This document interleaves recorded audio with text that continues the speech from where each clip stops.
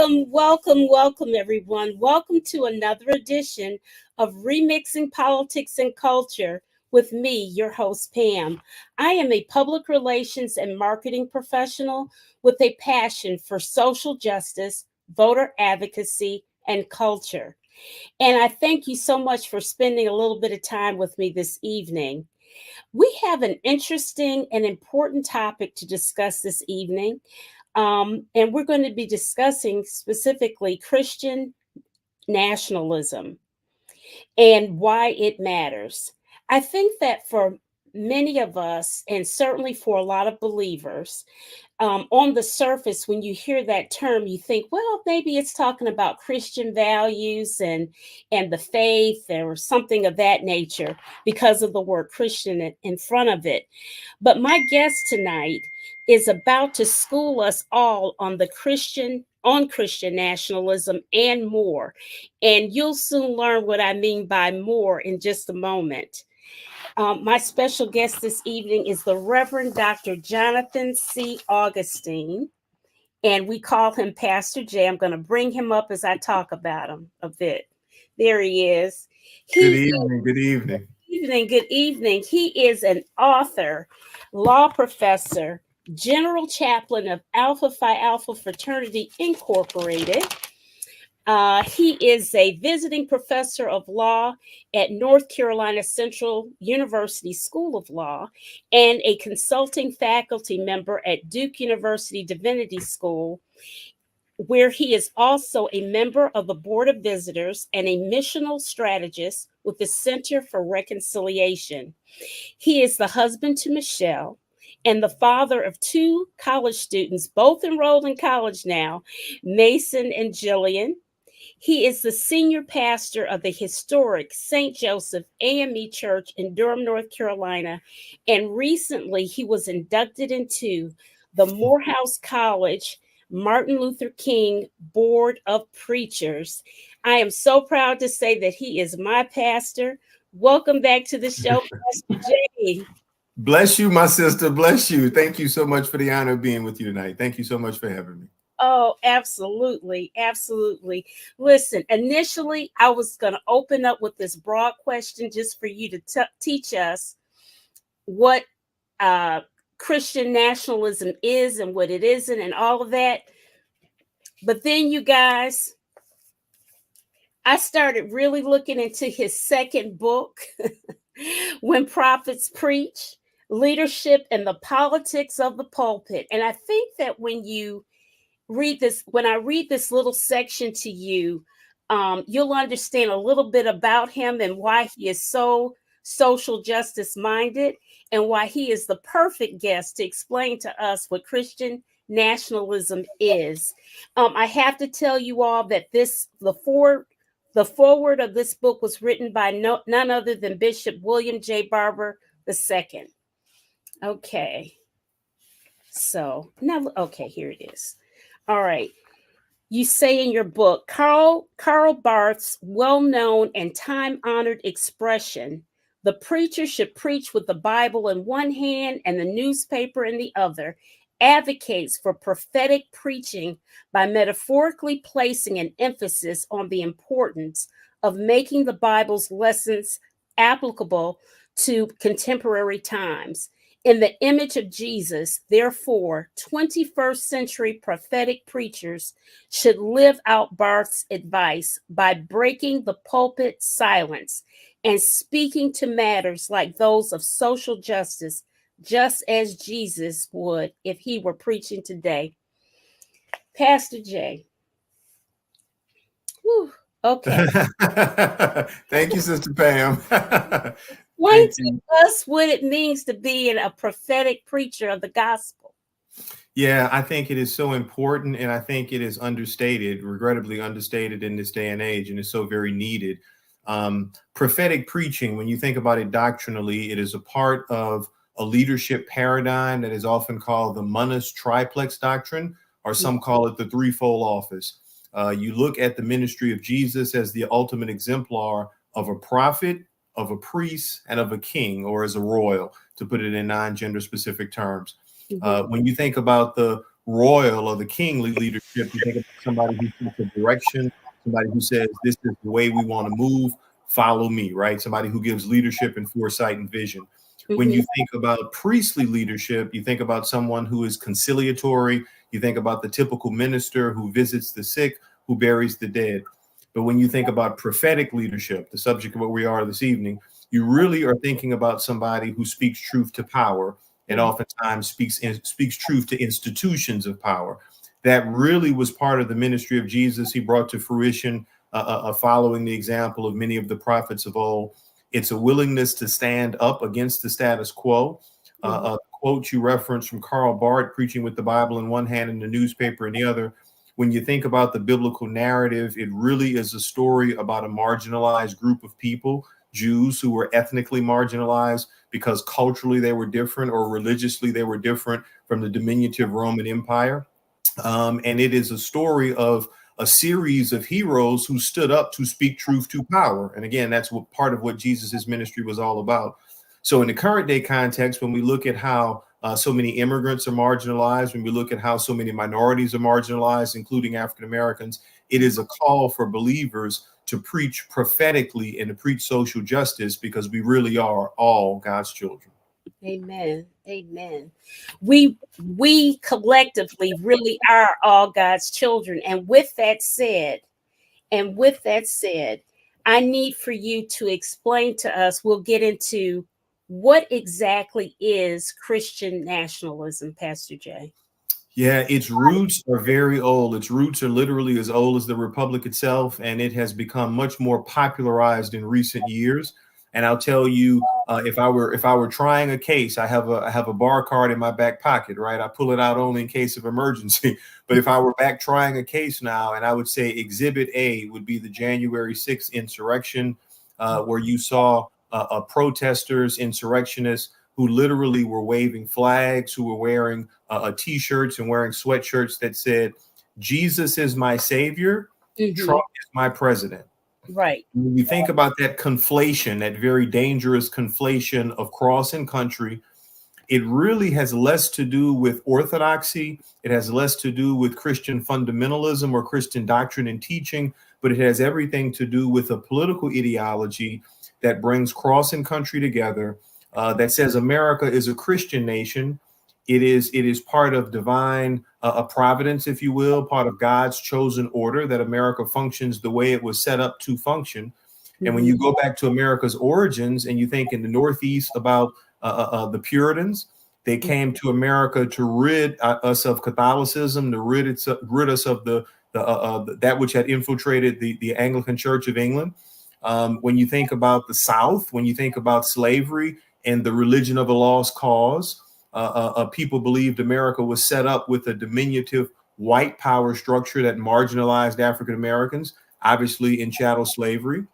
And when you think about America's westward expansion as part of manifest destiny, there was a belief that a belief in American exceptionalism, a belief that America was destined to take over as a diminutive power, as quote unquote God's chosen people. Hmm. It is very hierarchical. It very much puts white Anglo-Saxon Protestantism at the top of the food chain, and any and everything else takes a subservient position. Hmm. That means immigrants certainly take a subservient position. It means Jews take a subservient position. It means Muslims take a subservient position. Anything that is not white Anglo-Saxon Protestantism. So we obviously have seen that play out time and time again as part of the Make America Great Again narrative. It is something that is deeply rooted into the American fabric, and it's very dangerous. It is arguably the most dangerous threat to American democracy. Absolutely. Absolutely, it is. I'm worried that when you look at how things are going, we're constantly having a slow, it's almost like in slow motion of rolling back rights in the state legislatures across the South, um, and what have you. And it looks like the two brothers in Tennessee are just hanging on by a thread. It seems like every time I look around, I mean, one has even been assaulted, but what could he do? I mean, it wasn't much that he could do. I mean, who was he going to report it to? Nobody was going to do anything. We're Sure. in such a bizarre time, and I don't know. Would you say it's because of Christian nationalism is why we're in this situation? And how do we get ourselves out of it? So Christian nationalism, again, is very divisive because it's very hierarchical. It is an inherent belief that God intended America to be set up a certain way racially, with a certain group being in diminutive power over others. It's a belief that there is a governing structure in America, that it is a quote unquote Christian nation, and it fails to recognize the origins of the First Amendment tell us that America is anything but a Christian nation. If we were to look at America's population, I don't know the number off the top of my head, but if we were to look at America's population, no doubt more than 50% or a majority of Americans may adhere to Christianity, those who still identify with a faith belief, right? So that may mean the majority of our country subscribes to Christian principles, but America is not. It's the farthest thing from a Christian nation. There is no such thing as a consolidated a church and state. That is something we obviously fought against as part of the Revolutionary War to get away from that diminutive power as part of our ancestry from England, or part of our history from England. But the influence there is very, very divisive. So part of the problems that we're experiencing obviously are because of the division. Many of the divisions have been exasperated in recent years with the Make America Great Again narrative. And let me be clear, Make America Great Again is an expression that was popularized in the 2016, obviously 2020, and here again 2024 presidential elections because of a particular candidate, but it is not limited to that candidate.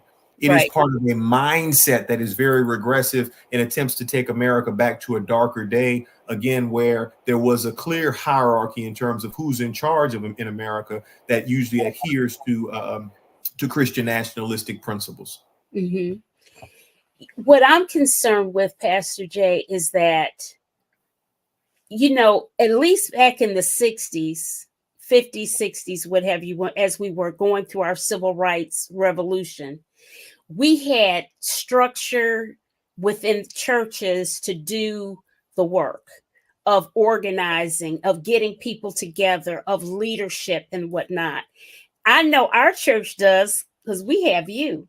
Thank you. Thank you. When you look at in Durham, we are the church that does that type of thing, that type of organizing, because that's who everybody looks to. My issue is it can't just be one. It has to be a consolidation of many. How do we reclaim that? How do we get that back? In chapter 1 of When Prophets Preach, I asked the question. The title of the chapter is "When Does the Church Get Political?" Oh, yeah. And there are a series of steps, if you will, check marks, checkpoints to determine when there is an appropriate mix between the pastor as the congregation's leader, the congregation in terms of its ideology, and in terms of a willingness to utilize its resources to be quote unquote political. Now, let me make a point of distinction.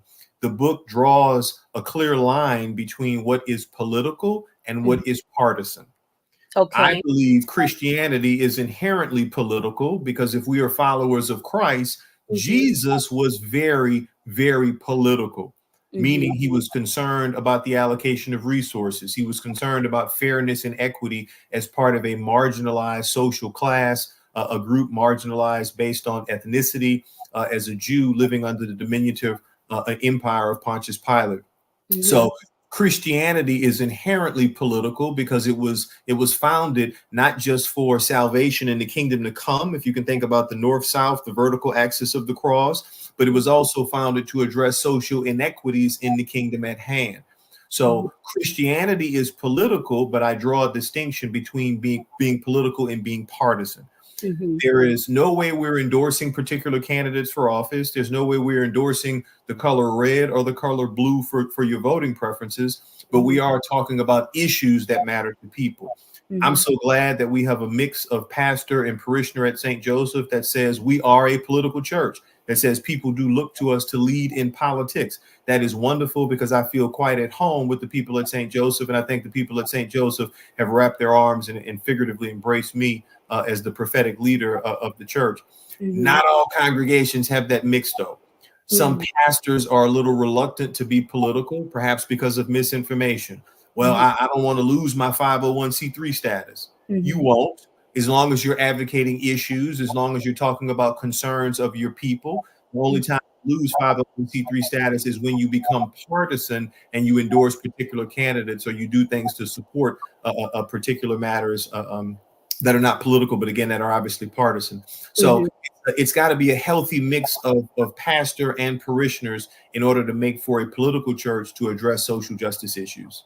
Okay. So, Pastor Jay, one of the things that we know is a fact that has happened across the country, we've seen the stats that it says that millennials and other younger people, I guess the Gen Zs and whatnot, aren't coming to church. And I know that, and a lot of them are choosing the more worship style church that is more of like the mega church format, what have you. Mhm. Within your book, you kind of mentioned a little bit about the mega churches and what have you. Tell us what your thoughts are on those. Mega churches are there to be vanilla, to Hmm. make everybody happy. Hmm. It is a focus on praise parties for Jesus and not a focus on prophetic matters to address social justice issues. Hmm. So I do recognize that mega churches, because there's so many people, it looks as though young people are gravitating to them. But the Yes. literature really says, though, that we're living in what is called, what scholars call a postmodern era, postmodernity, where Mm. people question faith more so than accepting faith. Church Okay. attendance and church affiliation is really down across the United States of America and compared to what it was just a couple of decades ago, for sure. But Hmm. I feel as though young people, my daughter is a sophomore in college now, soon to be going into her junior year. When I think about her generation, they may not necessarily be attracted to steeples and stained glass, but the Hmm. principles of social justice, the principles of fairness and equity, those are things that certainly they are attracted to. So I Hmm. believe if churches address those matters, they will Hmm. be attracted to the ministry, if you will, if I can use that term, a ministry of social justice, whether it's community service and feeding the homeless and doing clothing drives, or voter registration matters, or advocating early voting. Those are some of the ways we, as you well know, pack the pews at St. Joseph when we focus on social justice issues. So Right. I believe young people are drawn more so to mission than quote unquote ministry as we were in years past. I agree, and I noticed that when we have things very specific for them, they will come because we do have parents and family that will encourage them to come forward and do things. Yeah. Absolutely. Absolutely. How do we? How do you, as a pastor in the church universal, encourage other preachers to become prophetic preachers and not just be vanilla? Yeah, it is. It is. It's a special calling. It is. I would say honestly, the 2017 to 2021, obviously January 6th was a turning point, I think, for the country in terms of where democracy was and the Mhm. threat to take democracy away. But the administration of Donald Trump, I think, if you were not turned to the direction of preaching prophetically, then shame on you. Mhm. It brought out Christian nationalism in the highest regard. So there's some people who decided to bring American flags in their sanctuaries and says this is God's chosen nation. This is God's chosen leader. Mhm. As he self-anointed himself, I'm the chosen one. I am the chosen one, right? But Mhm. when you think about all the harm that was done to our immigrant siblings, when you think about the vilification of so many people who look just like us, when Mhm. you think about the police brutality that was enacted, we should have never heard the name Ahmaud Arbery. He should have been able to finish his afternoon jog. When you Right. think about Breonna Taylor and rogue police officers who executed a no-knock warrant in Louisville, Kentucky, Mhm. when you think obviously about George Floyd and the horrific death that he met in Minneapolis, Minnesota, those matters, if you go back to what you shared earlier, really Karl Barth preaching with the Bible in one hand and the newspaper in the other, those matters are calls or clarion calls for prophetic preaching and for prophetic leadership to Mhm. again speak truth to power and speak Mhm. truth to institutions of power. Right. Any preachers that do not fulfill that mission of Jesus the Christ are Mhm. preaching a truncated gospel. All right. Truncated gospel. And so and so with this truncated gospel, and people wanting to follow the flashy things, the churches that have all of the theatrics, and you know what it is for me, Pastor, it's almost like everybody wants to be entertained 24/7.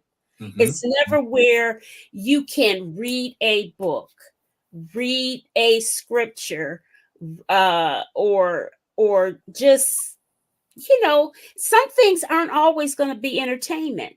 Sure. How do we combat that? Oh, some question. Okay. Uh, How do we combat that? And then we're going to get you to answer this question. Sure, absolutely. I like to think of, particularly in our denomination, I'm very proud to have been ordained and obviously to serve in the African Methodist Episcopal Church. It is a denomination that was born in protest, a denomination that was born to fight for social and racial equity, to open doors in a pioneering fashion for education for African Americans, to give opportunities in the past where obstacles were present, right? To turn obstacles into opportunities, I should say. Part of the diet, if you will, in our liturgy and our seasons throughout the year. Certainly, there are times of celebration. Mhm. Easter is a time of celebration. The Easter season, when you think about it, when Jesus makes the post-resurrection appearances, those certainly are times of celebration. But Mhm. our liturgical diet also recognizes times of lament, Mhm. times where we come honestly with the fact that life is not easy. Mhm. There is nothing that was promised to us aside from the fact God would not leave us and God would not forsake us, right? Right. So a pastor who only preaches the good news as in happy times, again, that's part of a truncated gospel, who is not balancing out the hard times with the assuredness that God will not forsake you. That is not a full gospel. That's somebody who's only trying to please you and trying to make you happy with a praise party for Jesus. But that is not the full gospel. So I think it is incumbent upon, and certainly is taught in seminaries across America, Mhm. to have a balanced liturgical diet in terms of preaching. Uh, uh, uh, some preachers subscribe to, and I'm one of them, the lectionary, where there are biblical texts that take you throughout each and every season, liturgical season of the year, to focus thematically on different things. And so I think it's important to have a healthy diet, not just to have an abundance of sweets, if you will, the Right. good news, but you have to have a healthy diet, meaning you have to have your vegetables too. All right. So here's a question from Sincere. Do you see there being a difference between white nationalists and Christian nationalists? So the two often are hand in hand. Scholars, including myself, use Christian nationalism is often white Christian nationalism because of its hierarchical nature. So Okay. Christian nationalism in and of itself, as I mentioned, is a conflation of cross and country. It says that America is on par with Israel, if you will, for the Bible. America is God's chosen nation, and there's a certain way that God intended things to be in America, with white Anglo-Saxon Protestantism at the top of the social food chain, if you will. It Hmm. is often called white Christian nationalism because of that very hierarchical nature, where whiteness is looked at as supreme and everything else is subservient to whiteness. So the two oftentimes are used synonymously. Okay. So, Pastor Jay, what would you say? How would you explain, if there is an explanation, for the person using Donald Trump as being the chosen leader for America, and also saying that we are a Christian nation when he is anything but? That certainly is my political perspective. And obviously, I think it's your political perspective. But individuals are entitled to their perspectives and we're entitled to vote, right? Right. The problem I have with Trump and with the Make America Great Again narrative, because of the hierarchical nature of Christian nationalism, it Mhm. has attempted to marginalize citizen participation by saying who can vote. It's an Right. attempt to leave the power of democracy in the hands of the few rather than in the hands of the many. And we see it play out time and time again in politics that are offensive to minorities, politics that are offensive to Jews, politics that are offensive to Muslims, those who are not, those who do not fit squarely within the box of white Anglo-Saxon Protestants. Time and time again in North Carolina, as you lifted up, we are the poster child, regrettably, for voter suppression laws, for photo ID laws that are targeted at African Americans. Who could forget a few years back, the U.S. Fourth Circuit Court of Appeal ruled that our General Assembly acted in the most unconstitutional manner, targeting African Americans with surgical precision in attempts to limit our power and our ability to participate in the democratic process. So I have no problem with a voter who says Donald Trump is my choice. If that's your choice, that's your choice. Right. But all choices should be heard, and all people should be able to participate at the polling place. And I have problems with the politics that limit who has the opportunity to participate. That has been a deliberate part, regrettably, of what Christian nationalism is and how it manifests in an attempt, again, to vest power in the hands of a few rather than in the hands of many. Okay. All right.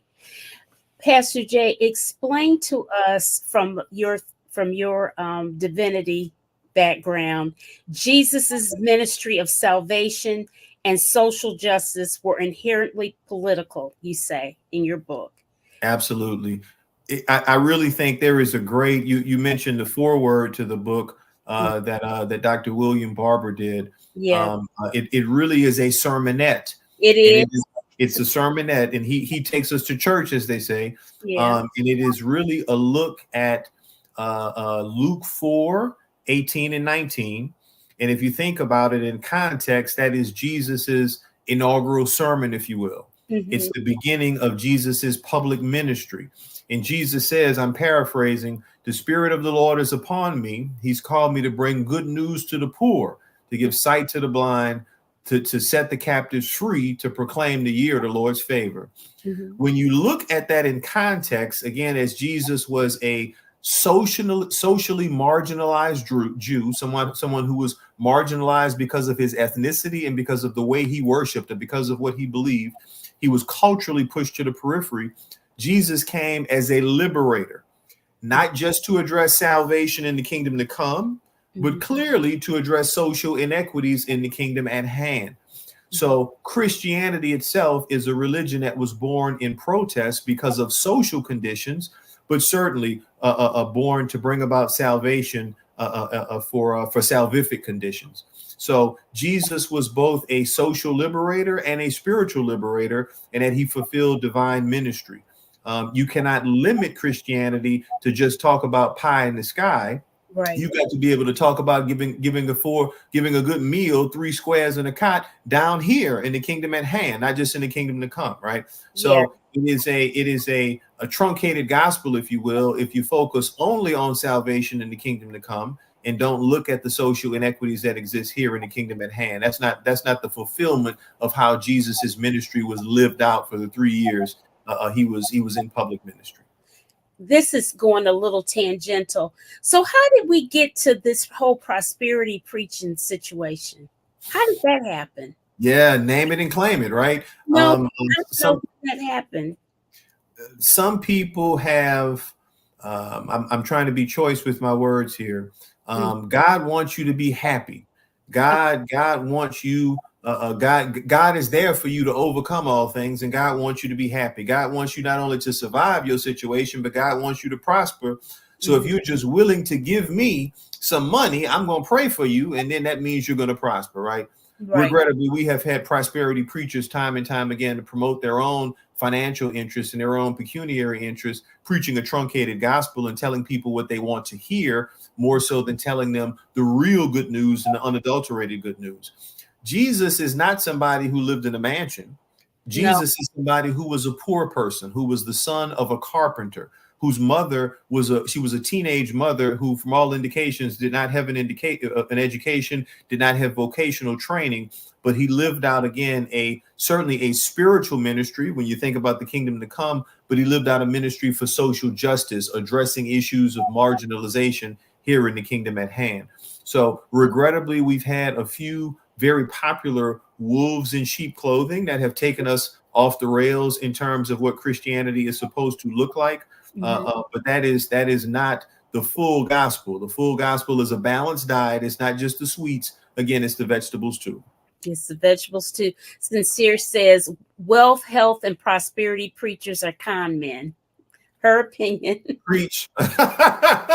Preach. All right. So, Pastor, connecting the present and the past by the need for prophetic preaching. What is that about? More so now, arguably than ever before. Prophetic preaching is something obviously that I practice, is something that obviously I write about, but it certainly is not something that I have originated. Mhm. When you go back and you look at the biblical canon, again, the Old Testament is a narrative about a marginalized group of people. Mhm. Time and time again, when people stood up to speak truth to institutions of power, going back to begin with Moses, when he stood up to Pharaoh and said, as I like to jokingly say, let my people vote. I mean, let my people go, right? So the biblical narrative goes on and on with prophetic leaders who address the social circumstances of their day. In Mhm. this day and age, when we think about how far America has gone off the rails, when we Yes. think about how many people are marginalized because of race, because of ethnicity, because of sexual orientation, whatever the case may be, prophetic leadership is a call for social justice. It's a Mhm. call to say that we really are all God's children and to fulfill that perspective by preaching equality and by standing up again to institutions of power that would dare discriminate against people because they are different.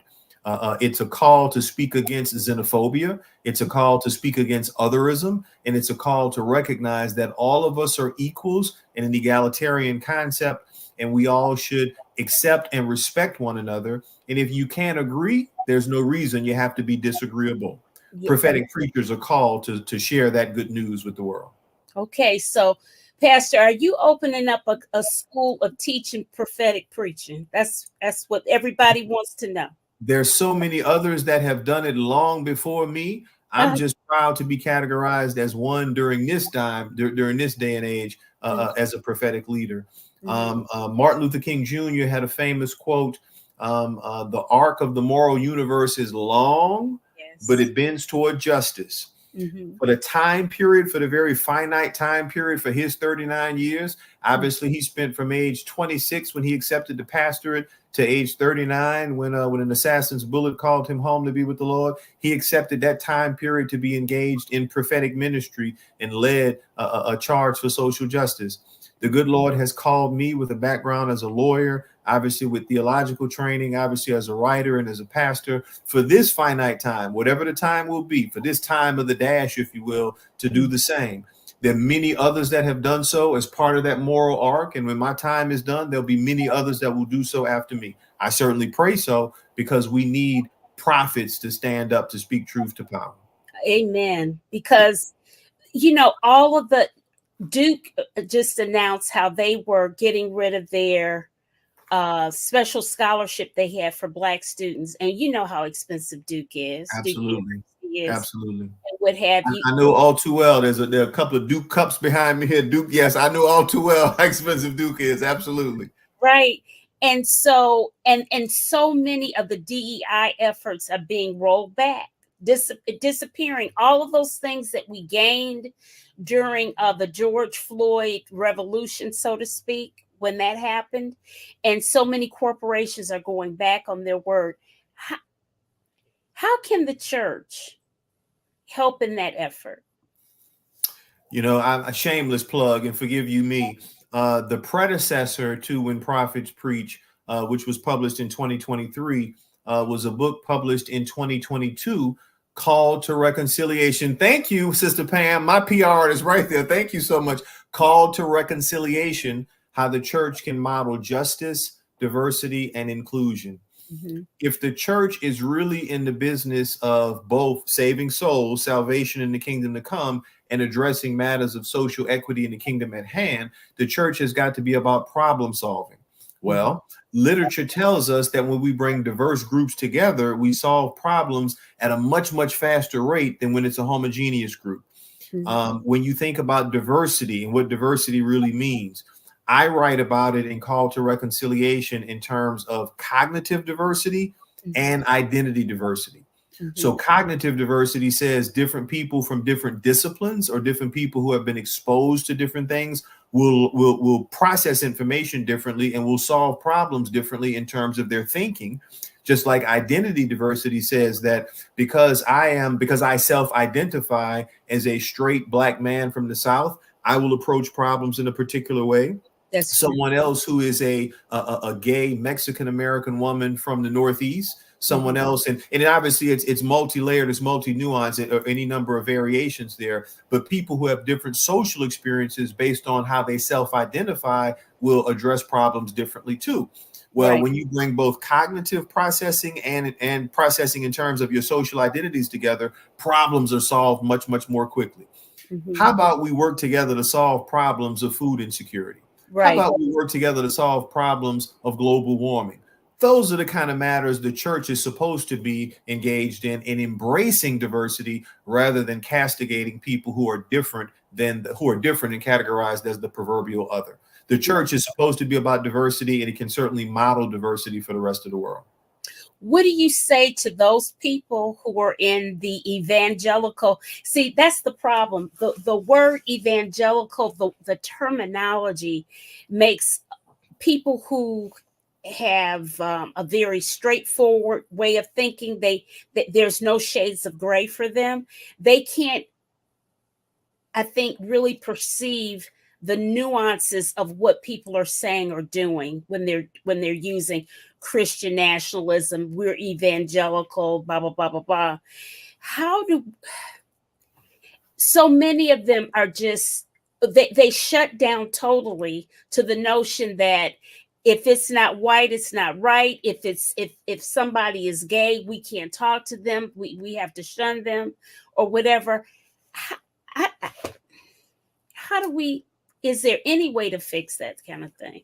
Yeah, so I think regrettably, again, that arc of the moral universe, this particular time, arguably since 1976, certainly 1980 with the election of Ronald Reagan, but 1976 was called the year of the evangelical. That's Jimmy Carter, a self-described evangelical Christian.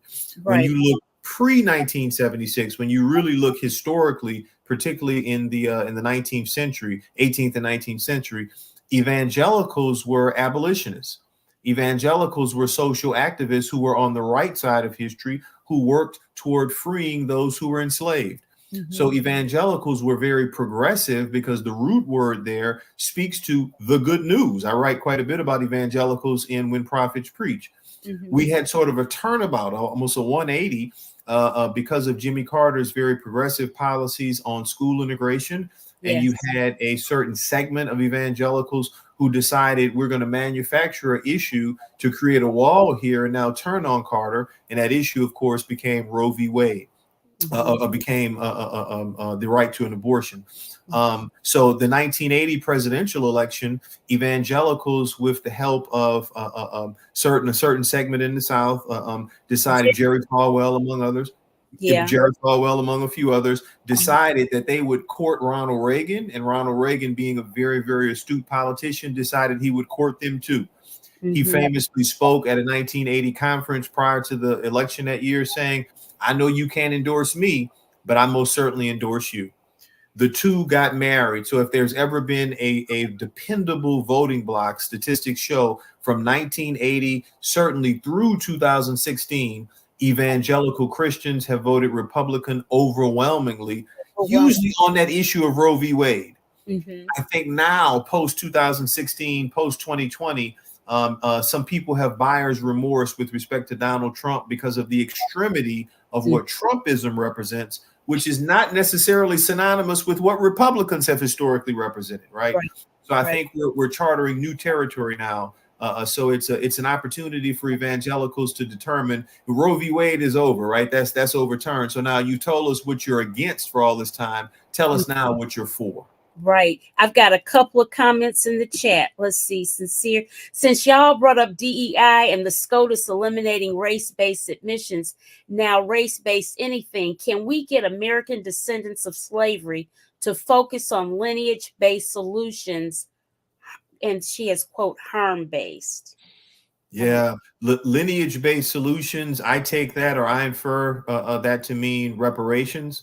I certainly write about reparations, and I think it's chapter 3 of When Prophets Preach. And looking historically, a promise that was made, of course, of 40 acres and a mule, a Mhm. promise that was made through the Freedmen's Bureau, the person who is the namesake of my alma mater, Howard University.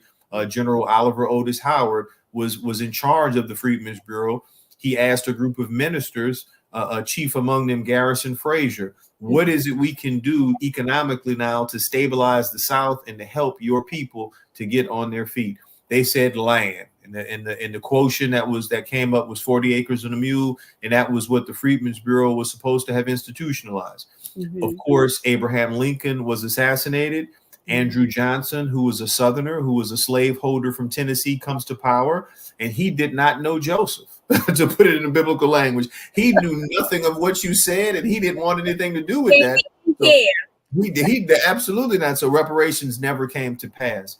Mhm. So I don't know that that is forthcoming now. I'd Mhm. be more optimistic if we could pass the John Lewis Voting Rights Advancement Act and to make sure that the protections of the Voting Rights Act are made permanent. Right. So I'm not optimistic that reparations is on the table now. But again, the arc of the moral universe is long and it bends towards justice. So I would encourage your viewer there, or our viewer, to please stay in the fight. Don't lose hope. We need all hands on deck to fight for fairness and equity in America. All right. Here's another one. Pastor Jay, I believe that those who once had all power will never accept us as equal and still say they are Christians and follow Christ's teachings. Yeah, sometimes in sermons, when I'm talking about things that are quote unquote controversial, where there clearly are, you look at the same thing, the same biblical text, for example, and people interpret it in two dramatically different ways. I almost, and I have jocularly, in a jocular fashion, asked the question, "Which Jesus are you talking about?" Or "Which Jesus are you talking about?" We live in an America now that is so very polarized that, again, I can look at Jesus as somebody who was socially marginalized and someone who came to socially liberate. And Mhm. others would say, "Oh, don't give me the politics. Just tell me what Jesus said." Mhm. Okay, I'm sorry. If we're reading the same book, Mhm. Jesus was saying a whole lot about the politics of his day because he was addressing issues of fairness and equity for his people who were marginalized and pushed to the social periphery. So to imagine and say Jesus was only about salvation and was not about social justice, again, that's not a historically accurate picture. Aubrey Hendricks is a wonderful author who wrote a book called The Politics of Jesus, which is on the shelf back here somewhere. I cite The Politics of Jesus and When Prophets Preach. And in so many words, Aubrey Hendricks asked the question, who domesticated my Lord? Because Jesus was a rebel in his day, and Mhm. any attempt to look at him in a way other than that excludes the rebellious nature, meaning rebellious against the social norms of his day, is not a full and authentic look at Jesus the Christ. Mm. Okay. So, Pastor Jam, I ask you this part in your book. America's climate of Christian nationalism requires a prophetic response. Prophets should stand up today. When people are marginalized because of their ancestry, the Mm. prophet must stand up. When people are marginalized because of their ethnicity, the prophet must stand up. When people are marginalized because of their migrant status or immigrant status, the prophet must stand up.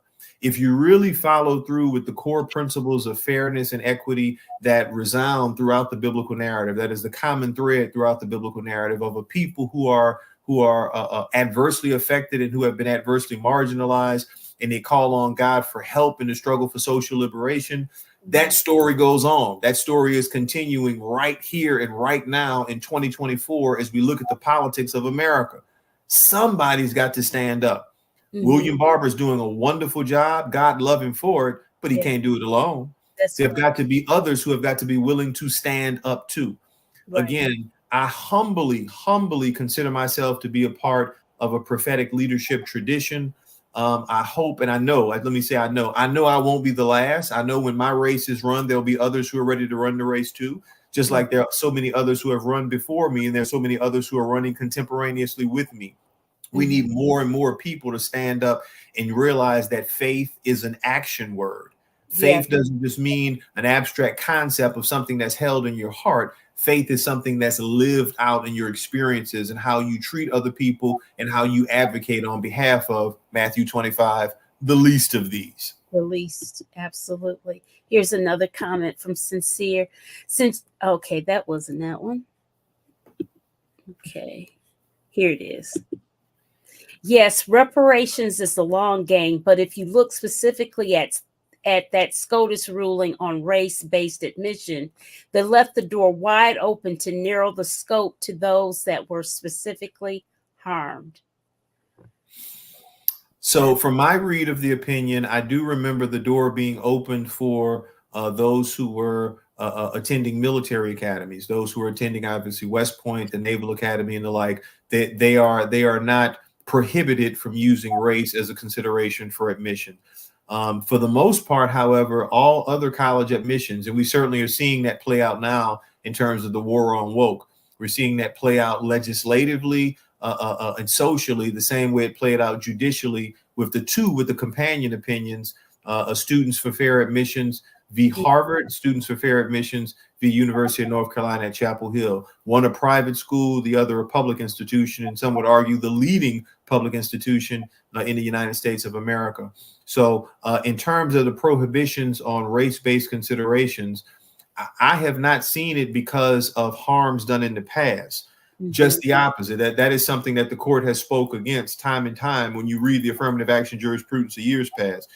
The race-based considerations could not be because of harms done in the past, but race-based considerations could be because of academic freedom, creating a diverse learning environment, and that enhances the learning environment for the future, not so much for the past, but the preparation of students for future leadership is enhanced by diverse peoples, diverse perspectives in the learning environment. So it's more future oriented than it is in terms of trying to restore people for harms that were done in the past.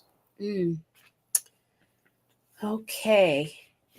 Prophetic preaching led the Black church into politics.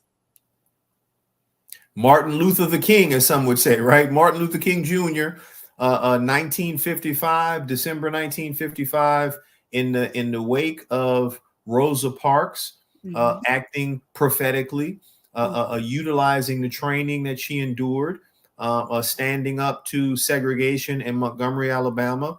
Obviously, when she was prohibited from taking a seat on the bus and she was asked to give up her seat for someone who I'll just say did not look like her, Rosa Parks decided to take a seat for justice.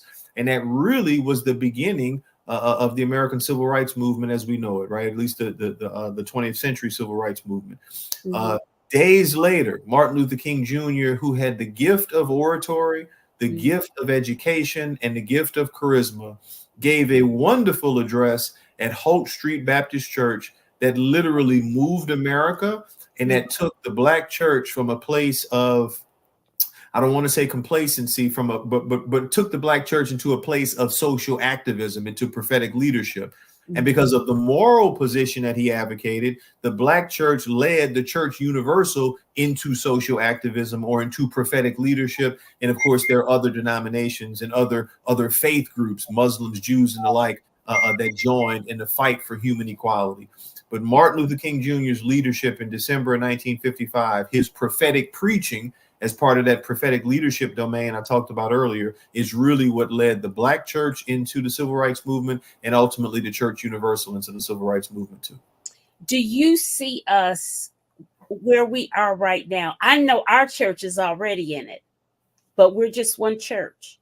Yeah. You see where we can get a mobilization of churches like we had back in the civil rights time era to do this again, to for us to come on one accord and say, look, we're not taking this anymore. These somehow to support Tennessee, those two brothers in there, because they look like they're getting beat up every day. The Justins, the Justins are out on the front lines, right?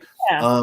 I think it is incumbent upon organizations, ministerial organizations. In Durham, for example, the IMA, the Interdenominational Ministerial Alliance, among others, to work together, to work collectively, to address their common issues. And their common issues, obviously, are the issues that predominate among their congregants, among the congregations that the respective ministers serve. Again, I go back to chapter 1 of When Prophets Preach, however. I adopt a 5-tier check the block, if you will, articulated by Eric McDaniel, a very dear friend of mine who is also an AME, a professor of political science at the University of Texas. In his book, Politics in the Pews, a University of Michigan Press book, Sister Pam, but Politics in the Pews, I cite him in using a checklist of when is it the right chemistry. Is the pastor, number one, willing to use his or her a personal stature to influence the congregation and say we need to move in a political direction? Is the congregation receptive to that, or does the congregation say, no, don't give me salvation, don't give me social equity in the kingdom at hand, only give me salvation in the kingdom to come? Those are the first two things. There's got to be a good mix. And if there is a mix there, is there a willingness then to utilize resources? As you know, at St. Joseph, for example, when we have souls to the polls, not only is there a good mix of pastor and parishioner, but we also utilize resources in a very nonpartisan way, I might add, to say any and everybody who needs a ride to vote. Right. If you need a ride, call this number. We're picking you up to vote. That's right. Utilization of the church's resources. We're not asking anyone who you voting for before we give you a ride. We're encouraging all people to be engaged in the political process, because that's what social justice really is all about. And I have to put our plug in that we invited Mark Robinson and everybody to come to the church on Souls to the Polls to speak before the people. And if you gonna come, you could come. You know, it didn't matter. It was definitely nonpartisan. Definitely. Right. Definitely so. So, Pastor Jay, I want to bring up this point. I saw this one note that I had put for myself. When the governors of Florida and Texas put immigrants on buses and sent people to Martha's Vineyard, then they sent a whole bunch of people. I mean, they have sent a gazillion people to New York City. Also outside the vice president's residence. Yes, those 3 places. You're absolutely correct. They sure did. I think they went outside of VP Kamala Harris's house at least twice. Correct. Correct. So, where's the Christianity in that Christian in those behaviors? Because they lied to the people and said, oh, when you get there, you'll have a job and food and whatever. And they got there and nobody knew that they were even coming. And so it was a mess. I do think in the instance in Massachusetts on Martha's Vineyard, I do think that a church got involved and they quickly helped resolve the issue. I believe that New York is still at a crisis level, what have you. What can the church do in those situations, do you think? So if there is a willingness, again, the same matrix, if you will, if the pastor, usually as the under shepherd, if you will, of the church, is willing to be engaged in politics, that does not just mean preaching politics, preaching fairness and equity, but it means living out a ministry of fairness and equity. If the pastor is willing to use his or her social resources, social influence with the congregation, if the congregation is receptive to that, a congregation certainly should give welcome to immigrants who are in need of assistance. They certainly should provide resources similar to at St. Joseph. Of course, we are well known in Durham for our feeding ministry, well known for the clothing that we provide for people to help. Some of the most loving people you will ever want to meet are members of St. Joseph AME Church, who would give any and everything they have. Yes, you should be proud. You should be proud, but give any and everything they have to help someone else. Well, many of the people in need are immigrants in this day and age, right? They are our siblings too. So churches certainly can engage in helping others, and they need not fear legal repercussions for doing so. There are protections that are in place for churches that attempt to help immigrants. There are many opportunities that churches can have to pool their resources to help those who are in need. So that is certainly one thing I would suggest among many, but one thing I certainly would suggest that congregations do if they care to be political, not partisan, but if they care to be engaged into politics. Again, if you look at it from the opposite perspective, there certainly are some pastors that will close the door and say, no, no, no, I'm not going to be involved in that. It's too controversial. It's too, quote unquote, political. There's Right. some congregations that would not want to be involved in something that is, quote unquote, political. I'm Mhm. proud that at St. Joseph, we are just the opposite. As you will recall, we've had combined sessions with an imam, a Muslim imam, and Jewish rabbis to talk about anti-Semitism and to try to raise the volume on things, the discord that's happened in Durham and other places in the country.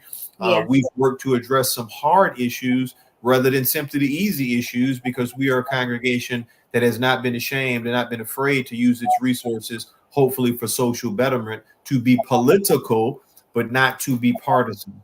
So Right. again, it's a matter of whether the pastor and congregation are willing to utilize their social standing, utilize their resources, and be of help to others. Right. We have a question here, a comment.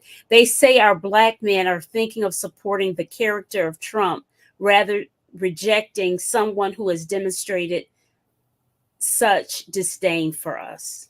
Yeah, I have seen literature that says that a certain segment of the population, yes, is in favor of or is a segment that traditionally would have been on one side, black men voting Democratic, are now looking at Donald Trump. I don't know why. I don't know anything that's appealing about Donald Trump. That's my personal politics. That's my personal look at his leadership. Mhm. I think he's been anything but a leader. I think he's been somebody who's targeted America in terms of America's destruction, America's downfall. I think he's been the worst president we possibly could have ever had. Those are my personal opinions as a Right. black man. So what is appealing about him? I certainly don't know it, but everybody has a right to vote. And as long as everybody has a right to vote, and as long as all votes are counted, I'm good. That's when democracy plays out.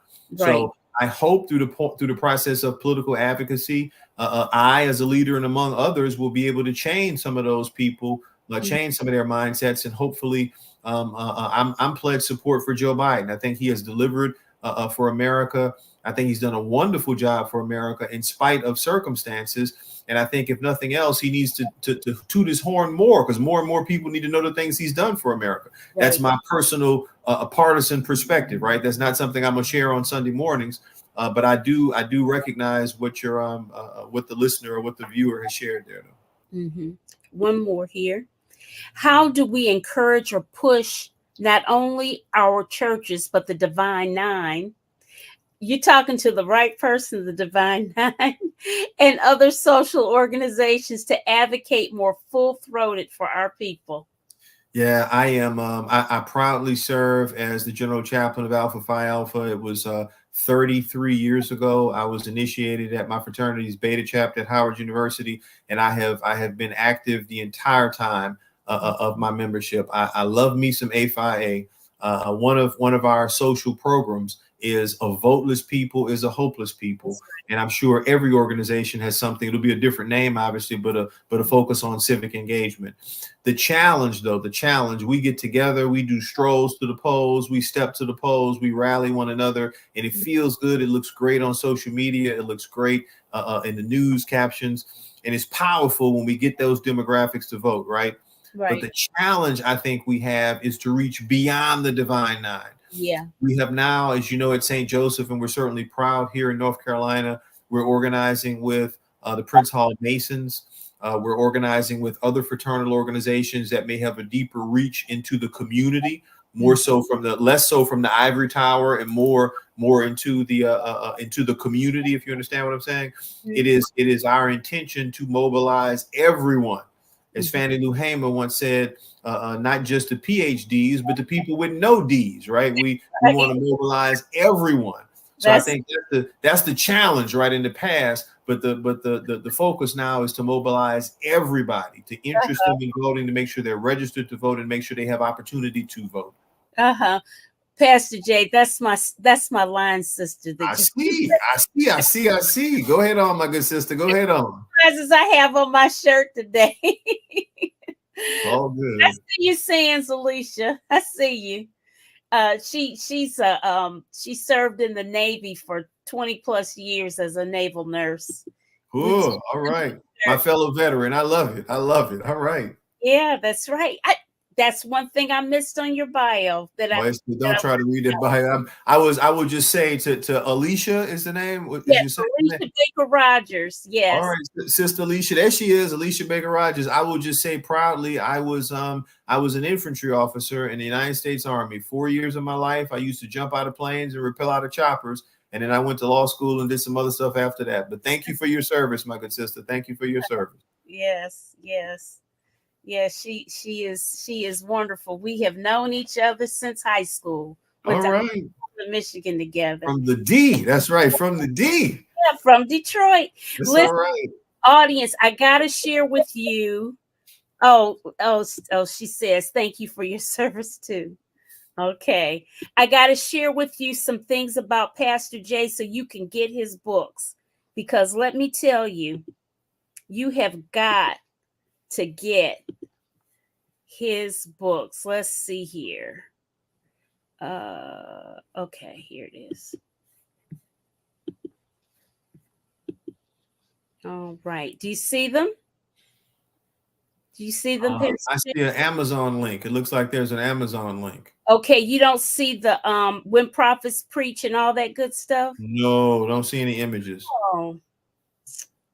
Huh. Let me see. Do you see There it you now? go. There you go. Yes, ma'am. Thank you. Thank you for this PR. Thank you for this PR.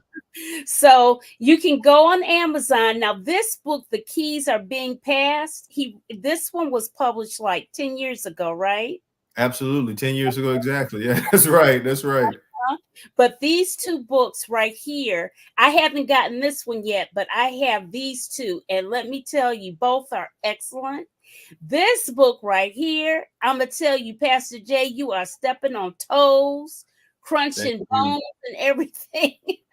And this Thank is you. the prophets preach. So you guys can go get these at, you know what? You should ask your bookstores if they have it so they can carry it, particularly Black bookstores. I really try.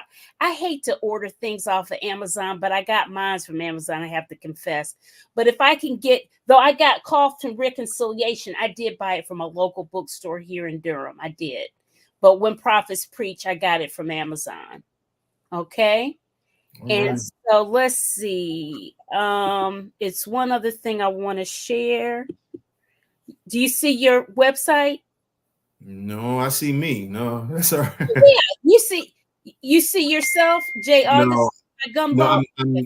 I see the stream, our live feed. Okay, okay. Let me go back. Let me go back. Let me try again. If it's easier, I can just tell our listeners I am at jaugustine.com, www.jayaugustine.com. Okay. Well, I don't know what happened. I had it all set up. You still don't see it. No. No. But thank you for your thoughtfulness. That's all right. Thank you for your thoughtfulness. Okay. Yeah, I was trying to show off your picture and all that stuff, your website. But anyways, I wanted people to see that. But check him out and listen to all of those who will hear the replay, to those NABJ members that I have tagged. Please contact Pastor Jay. You can contact him through me if you like, so that you can utilize him for your reporting on the elections. Okay?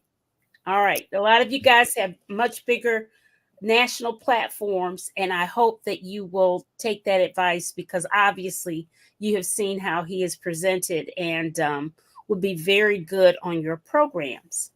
Thank All you. right. You are welcome. You are welcome. I don't see anything else in the chat, Pastor Jay. Any closing thoughts that you might have that you want to leave the people? I am grateful to you as a journalist, and I'm thankful that more and more people are taking an interest in Christian nationalism and finding out what it is and how detrimental it is to our society. Mhm. 2024 is an election year, and we hear time and time again, this is the most consequential election of our lifetimes. This Yeah, really is, because democracy is on the line. So I'm so thankful to have been with you tonight, and I appreciate you more than words can say. absolutely. All right. Well, we're going to wave goodnight to everyone. Thank you, everyone, for participating. Thank you.